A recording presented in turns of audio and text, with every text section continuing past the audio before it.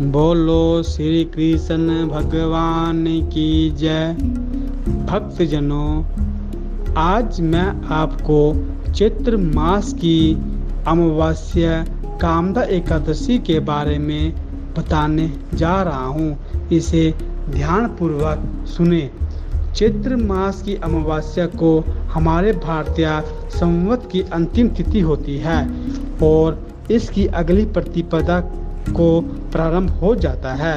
हमारा नया संवत और भगवती दुर्गा के नवरात्रों के बाद आने वाली चैत्र के शुक्ल पक्ष की एकादशी को कामदा अर्थात सभी शुभ कामनाओं की पूर्ति करने वाला कहा गया है।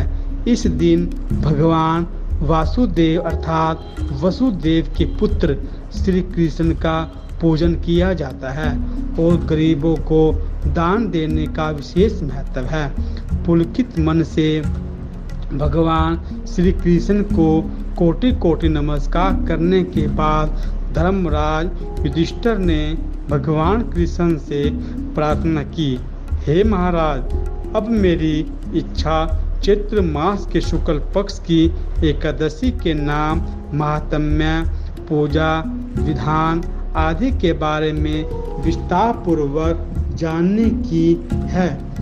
तब भगवान कृष्ण ने कहा, हे राजन, यही प्रश्न एक बार महाराज दिलीप ने महर्षि वशिष्ठ से पूछा था।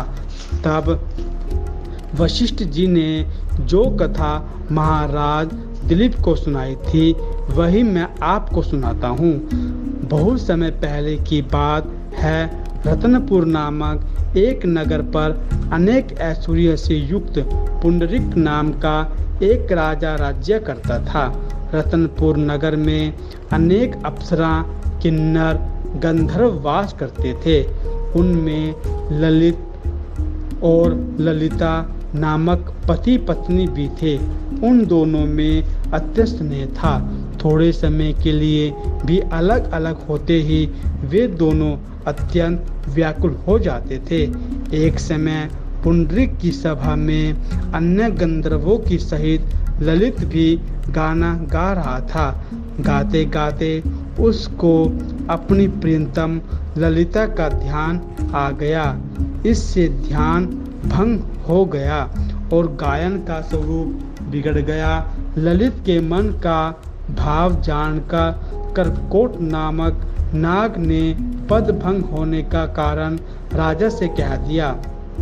तब पुंडरीक ने क्रोधपूर्वक कहा कि तू मेरे सामने गाता हुआ अपनी स्त्री का स्मरण कर रहा है, अतः तू कच्चा मांस और मनुष्य को खाने वाला राक्षस बनकर अपने लिए किए कर्म का फल भोग रहा है। चैत्र शुक्ला एकादशी आने पर ललिता ने व्रत किया और द्वादशी को ब्राह्मणों के सामने अपने व्रत का फल अपने पति को देती हुई भगवान से प्रार्थना करने लगी, हे प्रभु, मैंने जो यह व्रत किया है इसका फल मेरे पति देव को प्राप्त हो, जिससे वह राक्षस योनि से मुक्त हो जाए।